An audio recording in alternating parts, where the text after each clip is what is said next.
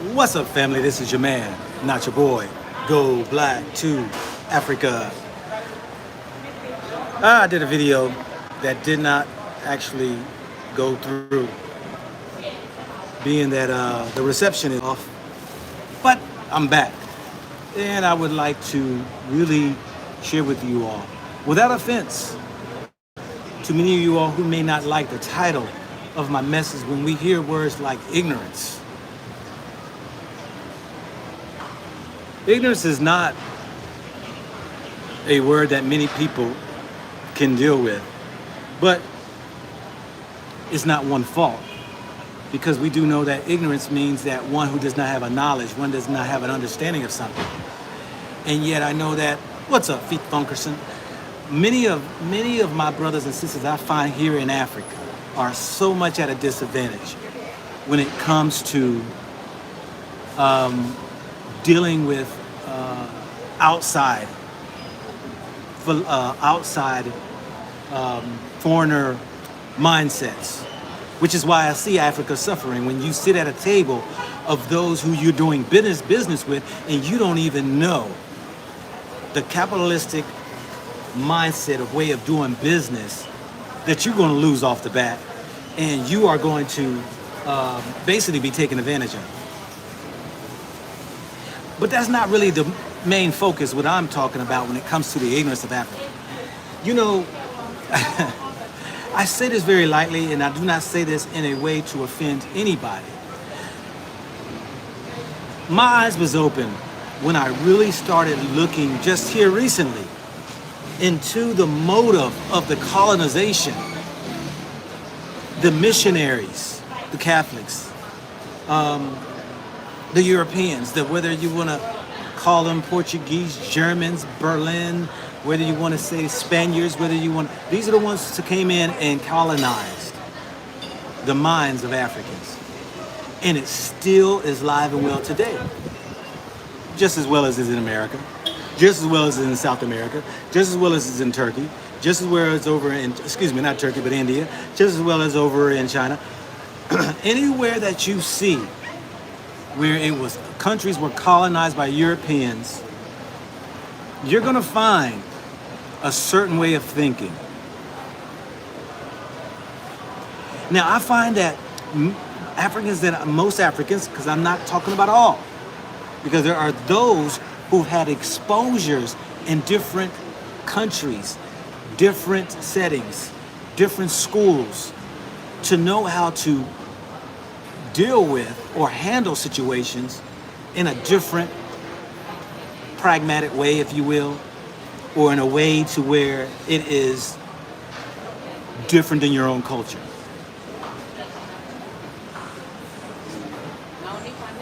Every day I'm confronted. Every freaking day I'm confronted with situations that are so easy to resolve, but it's complicated because people have a lack of knowledge and do not know how to critically think.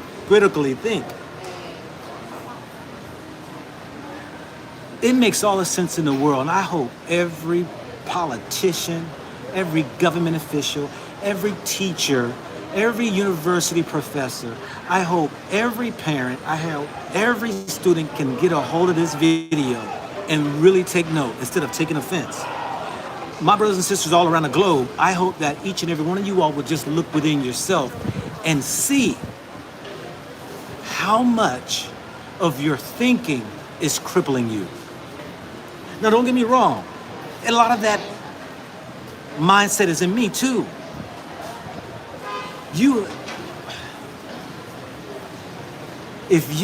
The less knowledge you have, the more exposed you are and are apt to be taken advantage of. And I'm gonna break it down at a governmental or a higher scale on down to us people. You see, when we see our leaders in Africa, when we see the leaders around the world sit at tables amongst Europeans, Chinamen, you see whether it's the other Asian countries, whatever, people don't think about, do you have the knowledge of what they have and the mindset that they have when you're sitting down, when you're sitting at a table talking business? No different than if I'm talking with somebody in America at a table and we're trying to do business. If I don't know your background, if I don't know your way of life, if I don't know your thinking, if I don't know your motives, I could be the one at a disadvantaged position when we come to an agreement on a contract or doing business. Let me simplify it. We know that Africa, many countries have done deals with China, Russia, America, Europe, Lebanese, other countries. And I find that many of the African countries who have done deals with them, they've lost in the deals. Now, I know you're going to say, well, who do you think you are, Go Black, that you can sit here and say they lost? Oh, very easily. Let me share with you. You know, I had to learn when I was in America, when I did contracts, when I was doing deals with banks, when I was doing agreements, whether it was for jobs, whether it was for businesses, whether it was for personal, whether it was that typically when there are those institutions, corporations, organizations who are stipulating, who are presenting terms to you, you are already at a disadvantage because you're going to them. How our African leaders always go to America, always go to Europe, always going to sit at their tables and wanting them to, trying to do deals with them. Or even if they came into your country here in Africa and want to do oil deals, gold deals, mining, whatever it may be of your resources. If you don't understand their mindset, a European's mindset, you are already at a disadvantage because they're not going to lose. Guarantee you, they're not walking away upside down. They're not walking away at the disadvantage. Let me give you an example. It sickens me how African countries don't have a minimum wage in place for their people and will allow companies to come in, utilize their people as work, and the company run away with majority of the money. Now, I'm not saying that the company should not benefit and progress or at least at least, you know, have gains when it comes to doing business.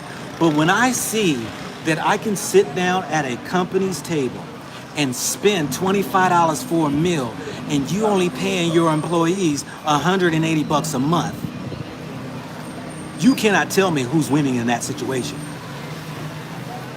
When I see that the average person that is in an industry that is making billions of dollars and these people are paying the employees $200 a month, you cannot tell me who's losing. You see, Africa is ignorant to the ways of a European mindset of thinking. You see, I was raised in America. I went to their schools. I went to their colleges. I was in their military. I did businesses with them. I know everything about a European mindset. And when it comes to a capitalistic mindset, they're going to always make sure that they're on top.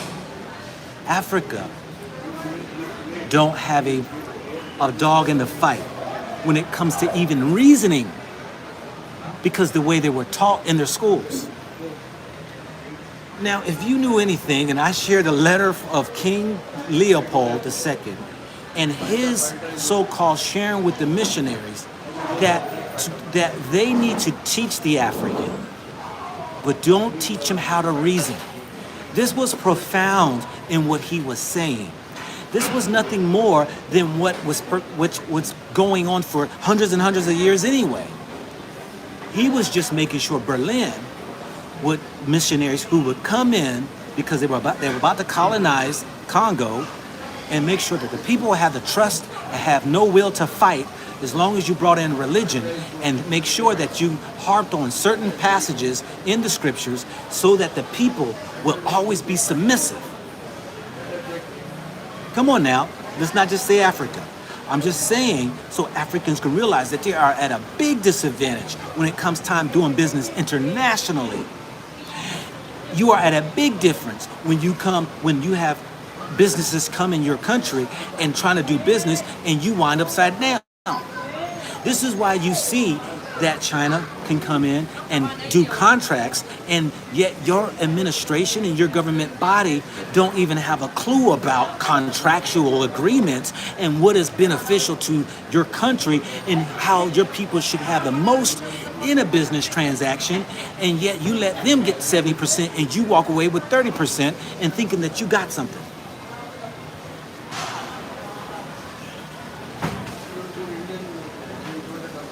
You see, when you have these institutions who come in and teach your children how book knowledge they should have, but not knowing how to reason or critically think, puts you at a huge disadvantage.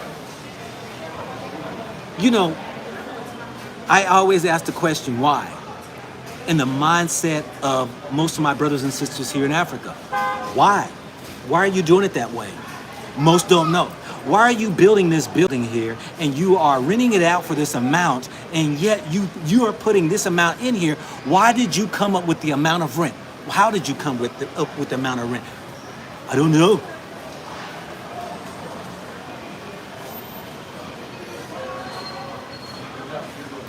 Now you can do business any way that you want. There's no right or wrong in doing business. But you better believe if you're doing business with a European, a Chinaman, or any other country, they have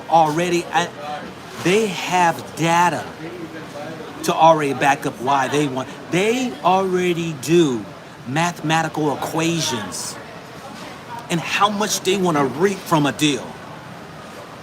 You see, they already know on the point of the rate of return of how much money they want in business transactions. Africa don't have that. You see, there is no sensible approach when it comes to doing business when I'm trying to do here in most of these African countries. They only know numbers.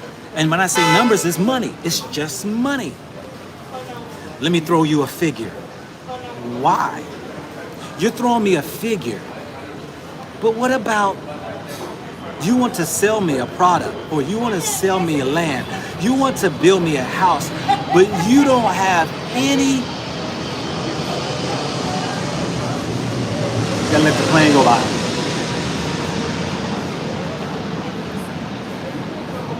You have no reasoning in why you come up with this.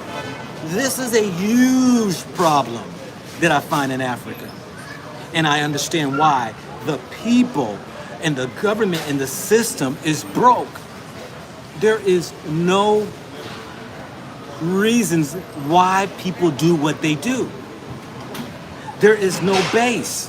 So when I see people I come across and say, you went to college and you don't have an understanding of why you're doing, you don't understand why you come up with this, you don't understand what is the philosophy of doing this process. You mean to tell me you don't know? You don't have a base foundation?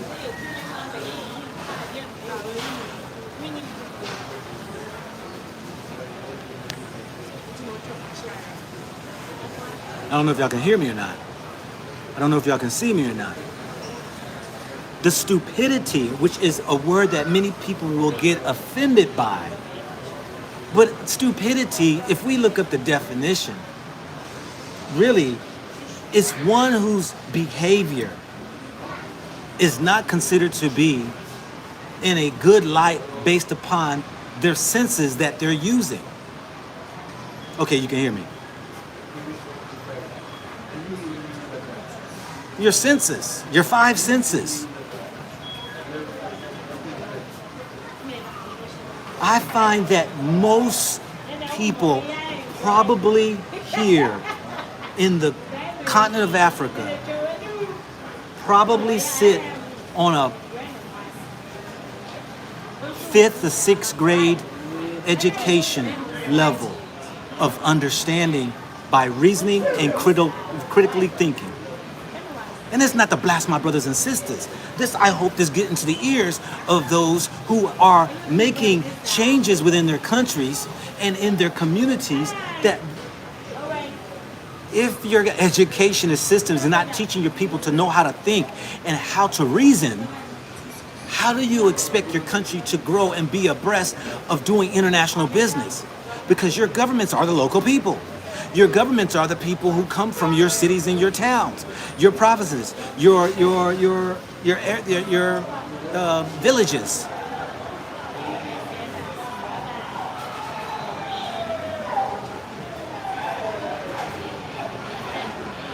It's the ignorance. This week, every day, it's like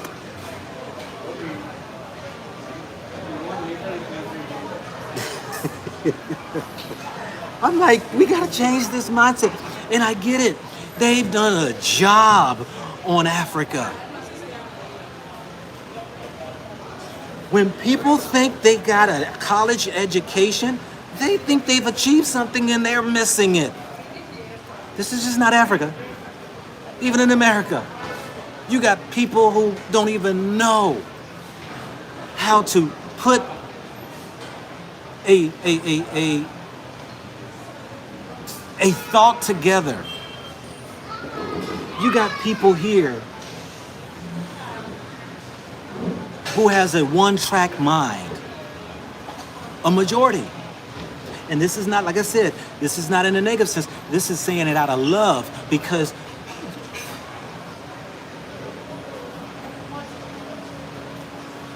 all that they're stealing out of you and your people's hands, all because of the fact that you're trying to do business from other people's mindsets and you're losing on the deal.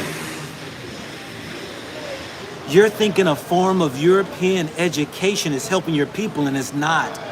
They've already taught y'all they teaching y'all how to learn how to read and to memorize information, but not knowing how to critically think it out, how to reason information.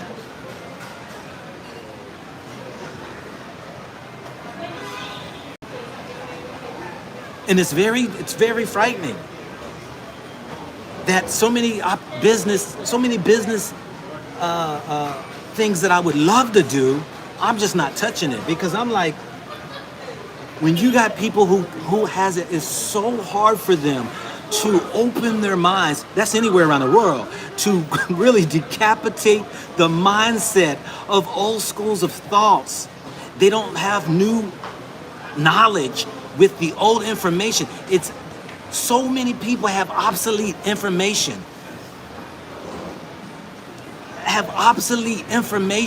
That they are not even abreast of what's going on around them. I see these governments and how they behave and the things that they're developing, and it's like, who in the hell came up with this idea?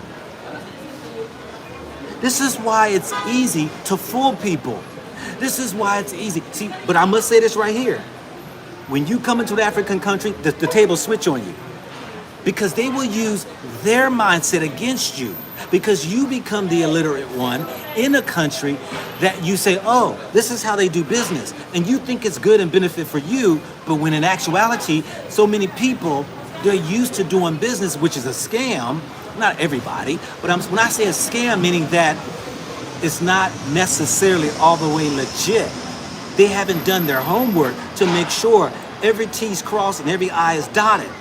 In other words, you got to make sure when you coming in doing business, you got to go and make sure everything is on point. You better go to the land commissions and check every piece of paper out on that land or on that house you're about to buy or the business before you get involved with it. You better make sure everything is up to par, because most of them don't even know. So many of them have outdated, antiquated information that when you're dealing with them, you at a disadvantage. And this is how the leaders in Africa are. They are so much far behind in the international business that they're getting raped left and right by these people coming in doing business. You never let somebody take your resources and you turn around and give them 70%. I don't care if they're processing it or not. And then you walking away with 20 to 30%, some less than that. You never let companies and businesses come and hire your people and they're not getting a certain percentage of what should be rightfully theirs in their income. How do you, look, I'm at a mall here, right? I'm at a mall here. It's called the ANC Mall. I'm here. And you got all these different businesses, right? You got Skechers here. You got these other European countries here. You got gym facilities. You got banks. You got restaurants. You got all these different things, right? You got them all here. And yet, the price of what they are charging, the workers can't even afford to buy the product. How do you as a government allow businesses to come in and not at least compensate your workers? How do you not allow your people to be educated in the things that are internationally, whether it's scholastically, whether it's dealing with writing and arithmetic and spelling and the thinking process?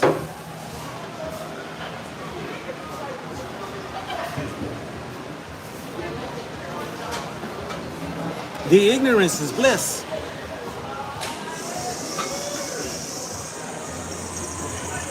And I feel for my brothers and sisters because ain't nobody talking about the fact of, how your one-track mind is destroying you.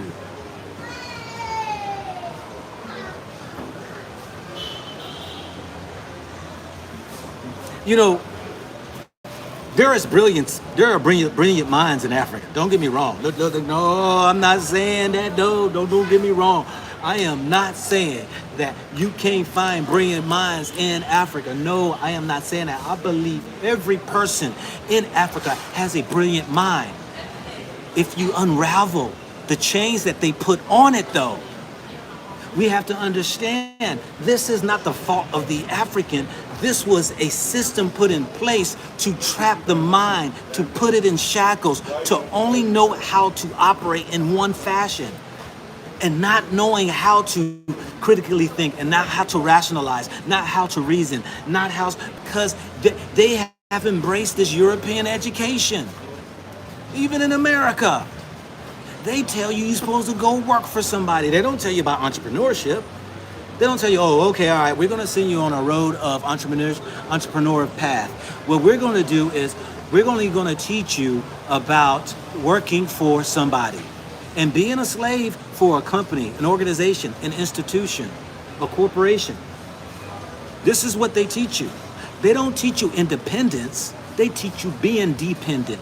They don't teach you about budgeting and finances at a higher level and at an elementary age. They only teach you how to learn books. They're going to teach you how to think to some aspect. But what they will do is send you on a path of dependency.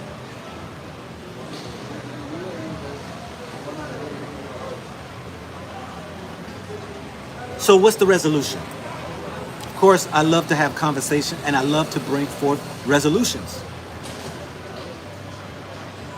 Y'all have heard me say, you're going to have to get rid of your stinking thinking. I have to do it. There's so much in me. I'm 56 years old and I got all of this stinking thinking in me that I'm ridding out every day, right? Because I said Africa teaches me a whole lot. It teaches me that because even I get caught in my thinking. There's not certain ways of thinking.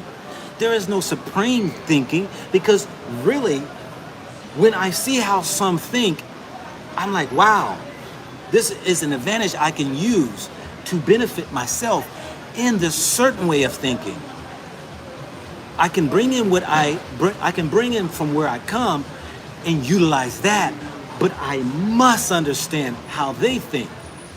Because if I don't understand how they think, then there will be chaos, there will be friction, there will be a war of minds, because then you're thinking they thinking like you, and not understanding they have their way of thinking and you have your way of thinking, and you just can't just expect them to understand what you're saying, or them, or the vice versa. Let me give y'all some examples. Every day there's something. You know,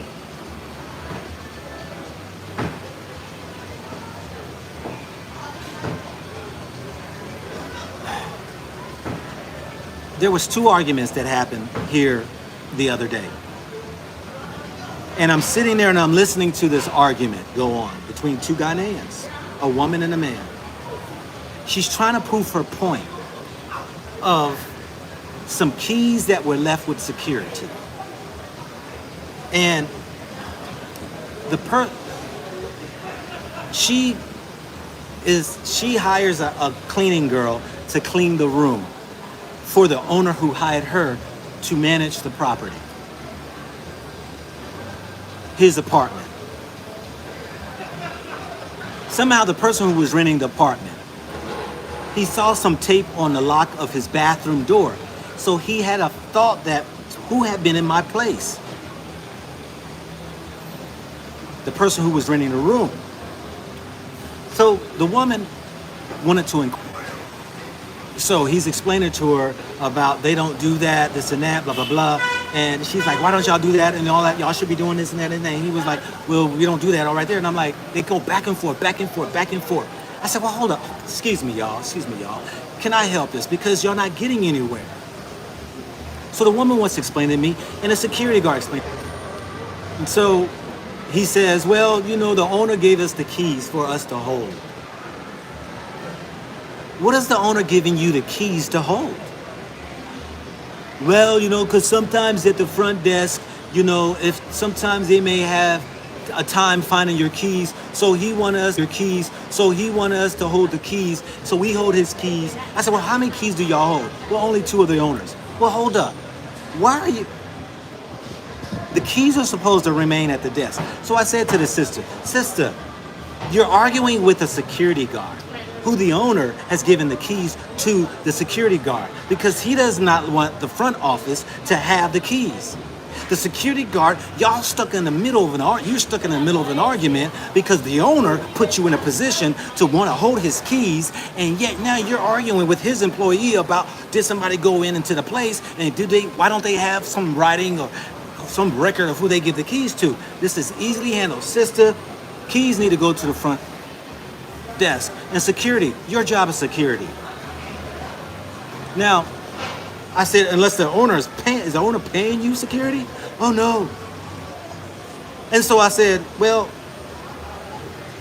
so he says, no, the owner wants us to call him when somebody asks for the keys. Does the owner pay for the keys? Pay for the calls? No. You mean to tell me you're making a phone call? You're making a phone call. You got to pay for your own out of the minutes that you use to the owner. Yes.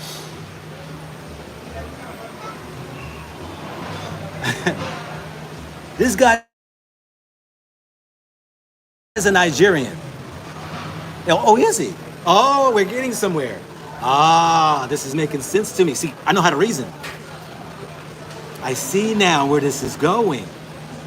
You see, because I own an apartment in that building too. And I already know my Nigerian brothers, they're very swift and smart thinking too. You see, this is really the key. Let me break it down to you, what's happening. Because you said there's two people who does this. You see, by the standard of the apartment building, you know, they will go ahead and hold your keys and will give them out to you, give them out to your guests who come in. But if you're wanting your place cleaned, we will hold the keys for you. But we have to do the cleaning. And we will charge you for it. But if you don't want us to do the cleaning, we won't hold your keys. So it sounds as though to me, just in my opinion, that the owner, he doesn't want them to go ahead and hold the keys because he don't want to pay the apartment building. So he'd rather give it on the side to the security. And then security, when they have somebody who they need to give the keys to, the owner will call the security and say, give the keys to this person who's coming in, they're renting the apartment. It's a side hustle, and I don't want to pay the apartment. But you think that the security guards are going to reason that out? Do you think they're going to think that through? No.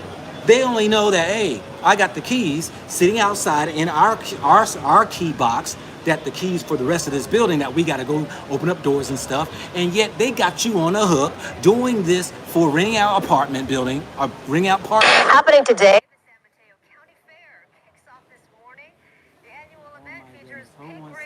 Carnival rides, and of course, delicious Hold one second here. Okay, I'm back. So I'm thinking this through. It doesn't make sense. It's an argument. This is very easy for y'all to handle. You need to have the keys up at the front desk. That's y'all's resolution.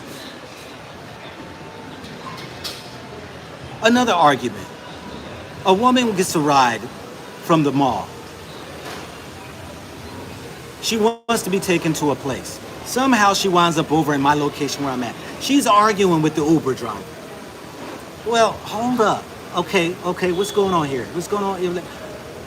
Well,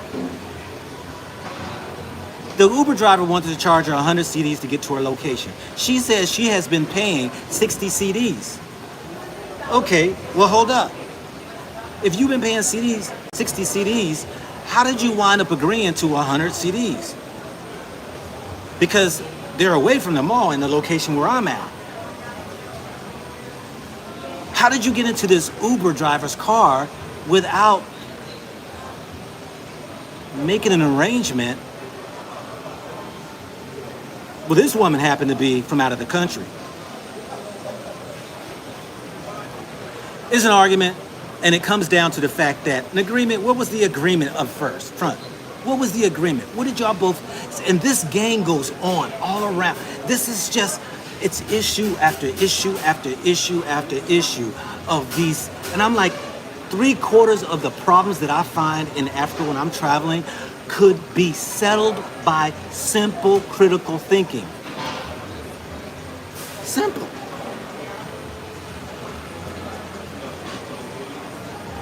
There are problems that don't need to be. Look, I made mention of, and some people didn't like it when I made mention of the traffic lights. I said in one of my videos that 50% of the traffic lights probably don't work.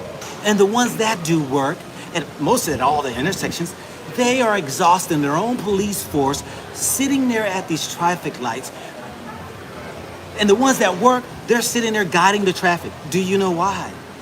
Because people do not adhere to the lights. So when the light turns green, the other ones that turn red, the people continue on going. And when it's green, the other people are unable to go. So nothing's resolved, for traffic cannot be moved. So you put the police force out there in every major intersection in town, using your police force to guide traffic because people won't listen or adhere to the law of the lights. Well, this easily could be handled, because I've already showed y'all that Ghana put $221 million towards the traffic lights in their so-called traffic situation. Why not put cameras and start heavily fining these people who don't? I guarantee you within about 2 months, everybody will follow the law of the traffic lights.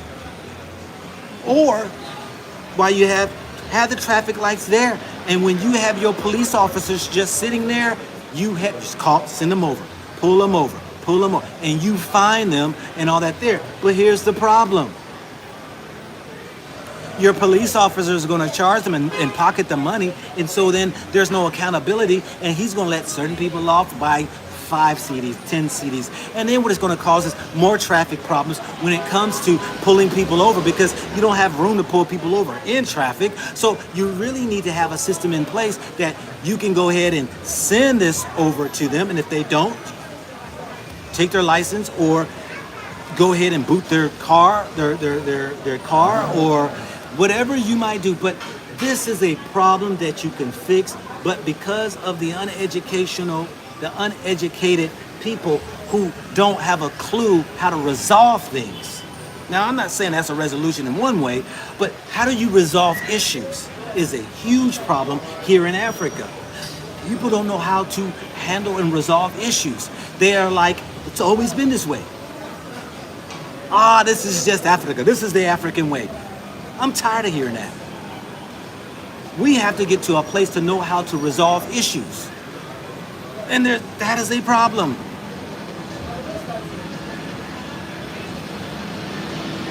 And so many of it, I'm like,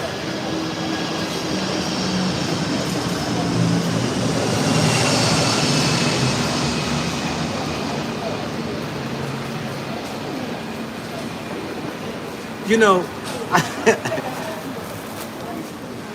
I watch people, here's something that's just silly to me. I watch people give their little kids ice cream on a cone. And I sat back one day and I'm watching how many children's cones fall off. Ice cream falls off the cone. And I'm like, does anybody have any sense to know you're giving your child scoops of ice cream on a cone and don't even have a sensible mindset of thinking that it's gonna fall off. Bloop, there goes one. Let me watch this other one. Bloop, there goes another one. And nobody's stopping to think. Hold up. I can't give my child all this ice cream on a cone. You give him 2 scoops and one lick, boom, boom, and it goes off. Look, just give him a little bit. Put it inside the cone, and it's just this much above the cone, so that he doesn't lose it or she doesn't lose the ice cream. No. There are thousands of problems that one can come in and use as a business. To use as a business, because there are just problems this is how inventions happen.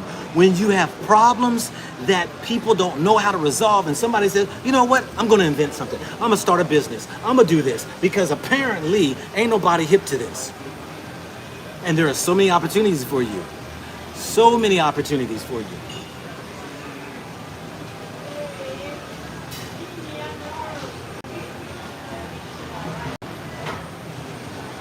But it can be mind or nerve-wracking when you're trying to deal with people who only have a one-track mind, who just have not been schooled how to critically think.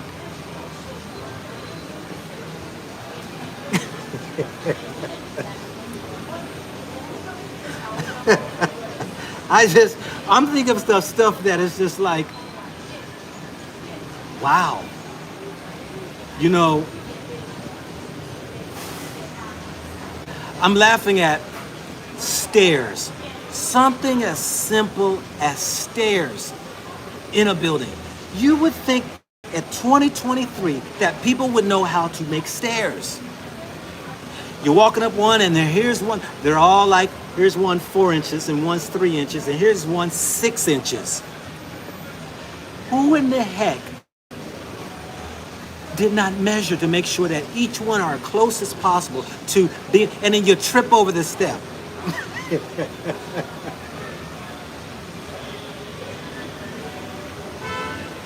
You know, it's one of those things that you're like, okay, all right, I have to put my mindset into the mindset of the people here at times.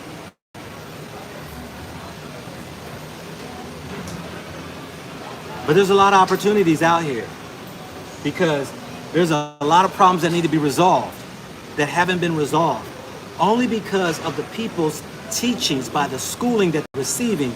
And they're thinking that subject matter brings on analytical thinking, and it doesn't.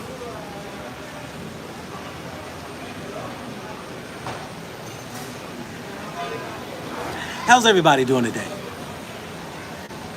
You know, Africa will always be at a disadvantage until they educate their youth. The youth are the future. If you don't teach your people how to think, why, how, where, when, who, and you don't harp on that, if you don't challenge your children to think outside of an elementary way of thinking, you'll always be at a disadvantage. You will always be subject to your international associates who are coming in to take advantage of your country. Oh, we have a problem. We don't know how to process our cocoa, so we will send it out because they give us a great deal. We give us 70% for them to ship it out and get it processed. We get 30%. And then we turn around and they mail it back, they send it and ship it back to us. And then they ship it back to us 10 times more than what we've actually even made off of it so that we can make our cocoa. So we can make our chocolate. We produce so much tomatoes that we're gonna send it out for them to make ketchup, for them to make tomato paste, for them to can it, for them to put it in boxes, and yet we could do that ourselves, but we're gonna take all our tomatoes, sell it to them, they make 70%, we only get the 30%, then when they ship it back, it's gonna cost 10 times more money for us to buy that product, and look how much it costs us when we can just manufacture and process it.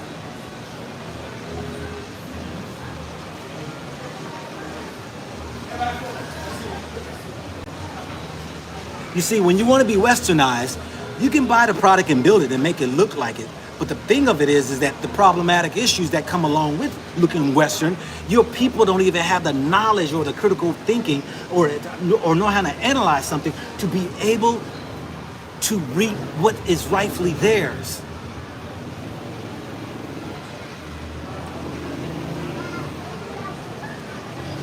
The only thing people think about is money.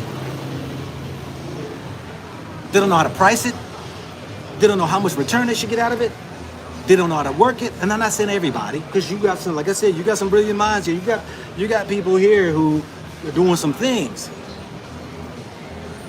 But there is a majority that is like, my brother, my sister, let me show you a better way. And majority of them are always open. Oh, that's why I say, when those are coming and they think money will help them. No. I'm gonna give you a creative idea. What is your need? And I'm gonna give you the idea, because that's really what most people need, is the idea. The know-how. They need the knowledge. They need the information. That's what they need. That's what they need.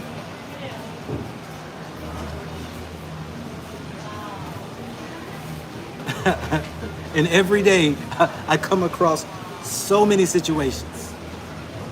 All right, what are y'all other thinking? That's me just sharing that information for you all, because I know it's a beautiful place to come to a motherland, but when you still see the colonized mind, when you see really why people are kind of stuck in their own way of thinking, not just Africa, like I said, this is around the world. We in America say, oh, they got a ghetto mentality. You know, what's a ghetto mentality? A mindset that keeps you in a state of poverty. Everything about your thinking is all about poverty. I'll give you an example. Many people don't understand the systems that are in place in America that will hinder you and keep you always poor. So if you look at your credit report, and many people are like, I ain't paying my bill, I don't care. And they don't realize that the credit report that they have, that score, well, that score, the lower it is, guess what? It's gonna catch up with you, because when you wanna go buy something like a car, a house, if you wanna have a credit card, they're gonna hit you with a high interest rate that you're gonna be paying way more than you should. That's gonna keep you even broker. I know so many people who are paying $300 in just interest a month. when they should only be paying 60 bucks. I know so many people who are paying higher interest rates, all because they don't even understand what that credit score means and what it's doing when you go out here and try to purchase something on a loan, and yet you're paying so much more, it's keeping you broke. When you got to put a deposit down when you want to go ahead and get your electricity, oh yeah, it's going to cost you more because your credit score. When you're trying to go ahead and get the water started, when you're trying to open up an account to get your water line started, your electricity started, when you got to put more of a deposit down because of your credit score, or you can't get in a place to live and just keeping you only living in those cheaper places that are in the hoods because your credit score, oh yeah, see, your ignorance is ghetto mindset keeps you in a lesser place. And everybody got their hand in your pocket, taking more out. This is what is happening in Africa. Because they know that you don't understand a Western mindset of capitalism, so they know we can just take more out because these people don't even know the business. Africans don't know. They don't know. So we're going to take advantage of their stupidity or their ignorance because they just don't know. So their ignorance that they don't know the knowledge that we know, we can come and just offer them anything. And like I said before, anytime you sit down with any Westerner, any Chinese man, and you walk away with a deal, you've lost. Even in America, the same way. They won, you lost. The question of it is that how much of a loss have you taken? When you went and bought that car, believe me, I know when I go buy cars, I'm like, okay, let me do my homework. I've gotten cars hundreds of miles from another state. Like, hold up, I ain't paid this. Hold up, I can get this car over here 4 states away for $4,000 cheaper. Well, you gotta go over there and you gotta go get it. No problem, I'll go get it. Because I did my homework. But yet here, because depending on your state you're in, whatever, then so if you don't understand that if they ever agree, you sit down and make an agreement, they're like, okay, yeah, we'll sell that car for that much. Hold up, you say that too easy. Let me do my homework. Let me go back and do my homework to make sure, hold up. What's the manufacturer price on this car? Okay, that's the manufacturer's suggested retail price, the MSRP. Let me now go hunt because that's just a suggested price. It can be cheaper, depending upon where they're selling the car and is not mostly wanted in that area. And typically, if it is a hot selling item, other dealerships will go in their region to other states to go buy that to get it shipped there to where their place is. Well, I can do that myself then. I'm gonna go over there and get that cheaper car I'm gonna get, save myself $2,000-$3,000 on a vehicle. I will drive out there, bring somebody with me, and drive it back. I might have paid $300-$400 to go in gasoline to go get it, but guess how much I save? You see, if you don't have the business mindset, you will always be raped, robbed, and pillaged, taken advantage of. This is Africa. When you have a country mindset, you were born and raised in a country, then you went over to a country, to a college, and now you put on a suit and a tie, and you think you businessman to sit across from a European who already knows the mathematical equations of what he wants out of the deal. And he knows you don't even know that. He knows you don't even have the reasoning to sit down and know what the material is worth in that ground per ounce. I've met people like that. You in mining. Oh, is it? So how much is it for that cobalt? How much is it for that for that material right there to make that concrete? How much is it right there for that ruby? How much is it for that bauxite? How much is it for that per ounce? These jokes. I like, hold it, brother. You in this business? I had to tell this brother right here in Tanzania. You do know commodities are on the Dow, it can be the American Dow Jones, the international. Well, you do know this stuff is sold on a trade market, right? And you are selling this product to a Chinese man who's giving you a price on what he wants from you, but you didn't give him the price? You serious? And you in mining. That's what I told my brother. I said, brother, you already been beat. And then he tells me Sometimes they go up and down on the price, depending on what the market's doing. Yeah, I understand that. But you should be setting the price based upon the market. And you should be going up and down onto him. You are supplying the material. You are in the driver's seat. He is needing for you to use your trucks to go in that land that you bought from the locals, and you're digging it and supplying that material to them. But if you don't know, and he now put you at the position that he gave you the price, what he want for it. This is what I find all the time.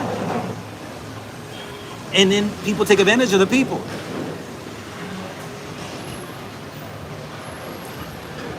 A brother wanted to charge me 200 CDs to deliver a table to my place. I was laughed at him. I said, brother, 200 CDs. Man, that's 20 bucks, right? I said, okay, I'm gonna let you know I live here. But I want you to explain to me, how do you come up with $20? Maybe it's something I don't know, but I'm gonna respect your price. But I want you to explain to me, how did you come up with this price? He couldn't do it. He says, well, the only thing he said was, you know, how far are you going? Oh, you gave me a price.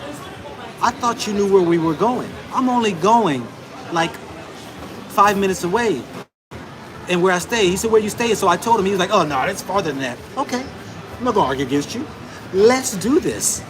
Because now let's critically think, and then we're gonna come up with this whole thing.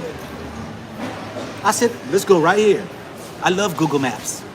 Well, we can do Uber, because it's gonna show you exactly how far it is. Google Maps will tell you, boom, 7 minutes it's gonna take you. He said, oh, but it's traffic. Ah, hold up. Google Maps will even show you where the traffic is. So it's gonna show you, and it says 7 minutes, it's all blue, there's no traffic going on, 7 minutes, brother. Now, what's your other reasoning for wanting to charge me 200 CDs for this when I know it's only 50 CDs? Oh, the vehicle that I'm in. What vehicle are you in? Are you in a big truck? No. You in a small delivery truck?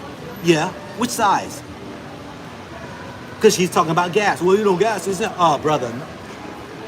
Okay, so how much are you going to use between now and there? How much is your gas? Because I ain't got to do it. Please explain to me. And so then what? You're delivering it. Are you going to be picking up the furniture, carrying it into place? Are you going to assemble it? Or what? What are you doing? After we got down to that, I said, I'll pay you 100 CDs. But I'll pay you the 100 CDs. You're going to have to help and sis bring the table up and the chairs. And he's like, no, I can't do it. I can't do it. No problem, brother. No problem. Because you could not break it down and explain it to me how you wanted 200, but I'm going to break it down and show you already why it should be 100, because I already know the market price, and I do know that from where I am, the location ain't too much further than the other place that I went to deliver, but I would throw in an extra 50 CDs, which is $5 for you, that you know that you are really getting over on. But this is the mindset that you can't break down your price. You don't even know what you're worth, but you're going to throw me a price. This is a problem that I find. Because if you know the market price, if you know how much you're using in gas, fuel, what is your time? Your time. Your time might be very important. You might be like, look, my time I charge such and such per hour or every 30 minutes.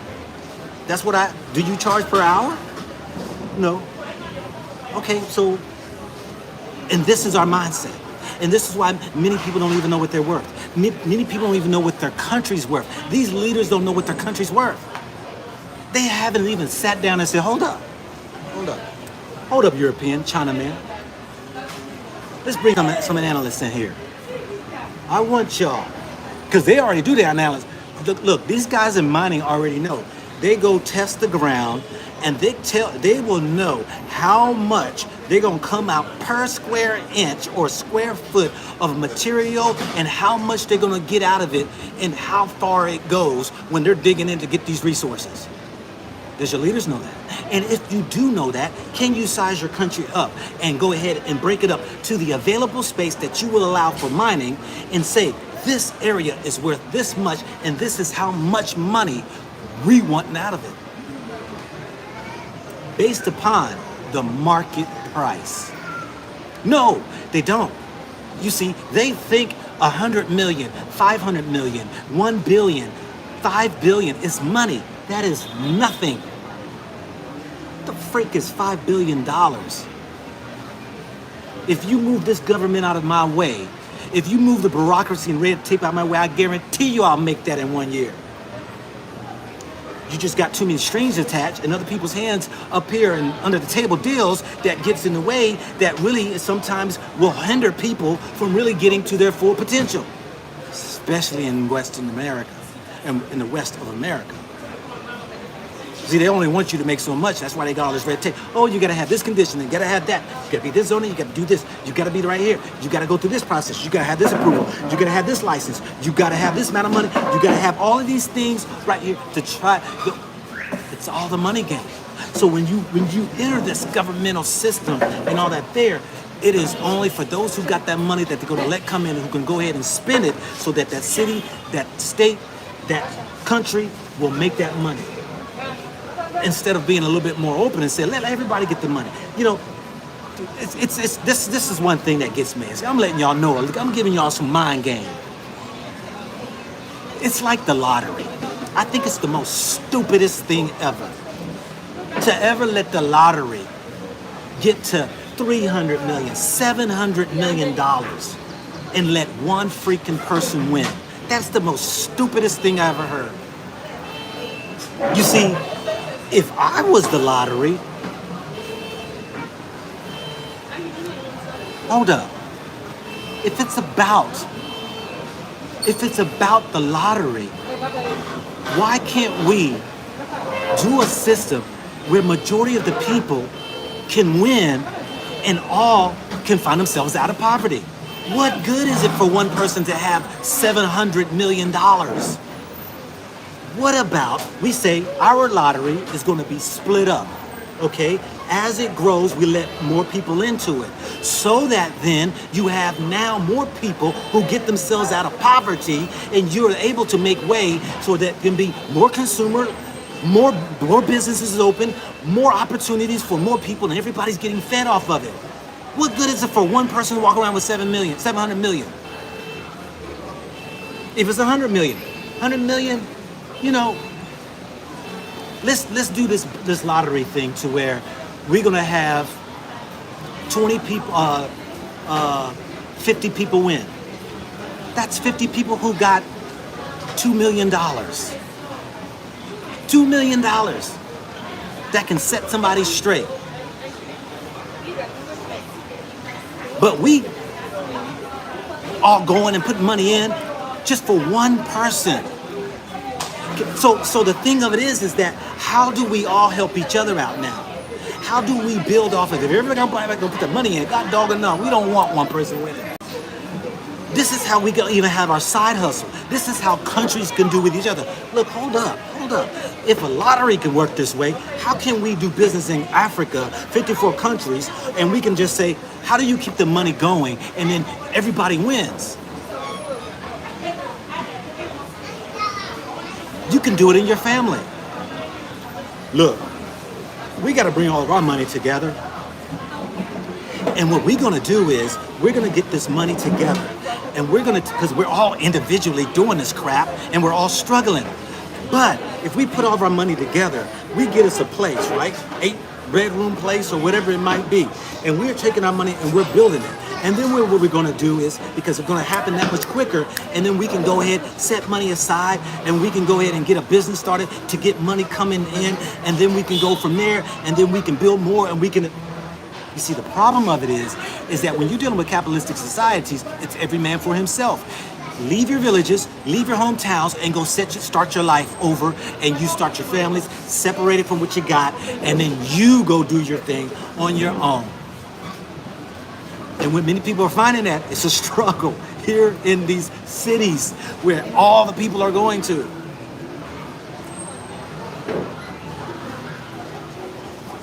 Life is not that difficult. But we have a one-track mind because they have indoctrinated us. They have put us in a stupor of thinking that you went to school and you're only supposed to think this way. And many of us can't think outside that box. It's all the trap. It's all the trap.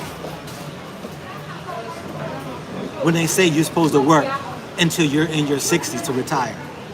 Who told you that? You're supposed to work until you retire. Who said I'm supposed to work till I retire? I had a guy today. Sat down at my table, we started talking. He's flashing, he's got, his watch, his ring, his cell phone, he's got this cover with this bling, he's got the round glasses, designer glasses, his dress really nice. I looked over, see the type of car he's driving. So I'm like, okay, this guy's a material guy. So I engaged conversation. Hey, how you doing, bro? Blah, blah, blah. Find out a little bit about him, find out a little bit about me. And so he says, what do you do? I said, I'm retired, man. He said, retired? He says, too much going on, man, to be retired. I said, what do you mean? Oh, there's too much money. You can get to money and you can help people and you can do things like that. I said, yeah, okay. So what do you do? Oh, I'm into oil, I'm into mining, I'm into these things right here. I've heard that so many times before. Oh, how much money you need, brother, to help people? Yeah, I don't know, but so you help people with money? Sometimes it just depends on the person. Oh, okay. So you're working because you need money to help people. Well, no, not just that, you just work, so you can get the money. So I'm gathering from this guy. He's working because, they ain't gonna fault the man for that. But if you think you gotta work for money to help people, I told him I don't give people money because it's not the money that people need. It's the idea that people need. Now, yes, money is one part of it that, okay, if somebody needs money or, they trying to get something rock and roll and started or something like that, yes, you could do that. There's many ways to help people. But what I'm saying is that you don't need to work just to help people. But I understand there are people who want more money and more money, more money. How much money does it take to each his own? Some people want to build high skyscrapers and malls. Some people just want a small house. It all depends on the individual. Some people want bank loads of money. Some people just want, this or that. But what I find, for the most part, most people want the liberty of freedom to at least be able to sustain or take care of themselves. And to me, I tell people, look, what I found, you can live like a multi-millionaire off. If you know how to budget money and know how to spend and know how to maintain and get that money to work, it don't take a lot of money. Because once you get out of the bling, that leaves a lot of room for money. Because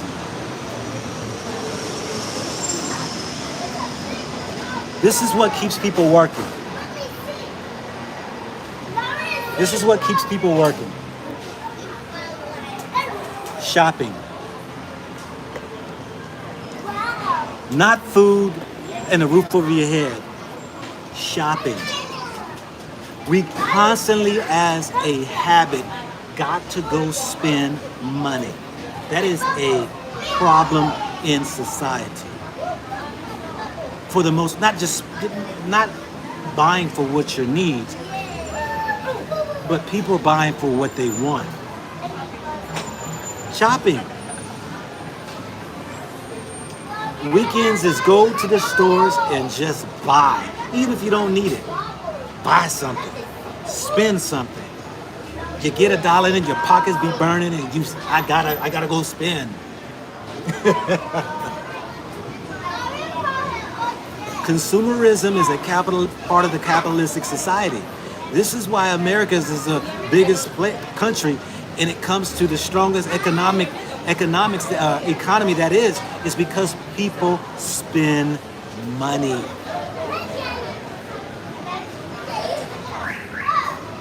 This is what makes societies, they told you.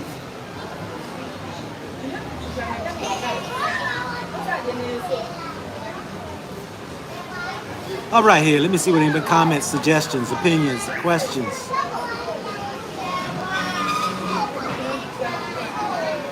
Time for me to go ahead and moving on.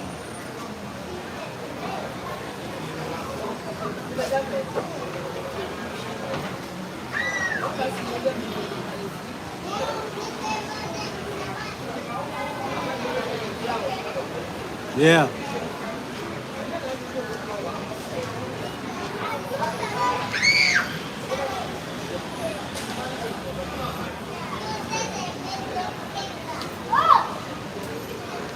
Thank you, y'all. Thank you all for saying share and likes and all that right there. I appreciate each and every one of y'all. Yeah, I'm in Accra.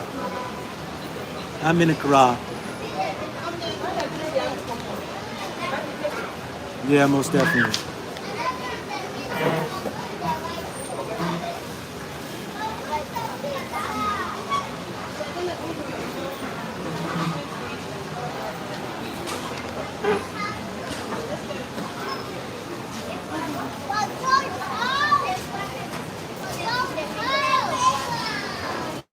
Yeah. All right, family. Well, this is your man, not your boy. Go Black to Africa. Peace and blessings to each and every one of you all. I hope that your day will be as prosperous as mine is. It's all about our spirit, our mindset. Where your spirit is determines where you will be. Sometimes our spirits are in dark places. Sometimes our spirits are in the brightest of places. But depending on your mindset will determine where your tomorrows will be. I'm out.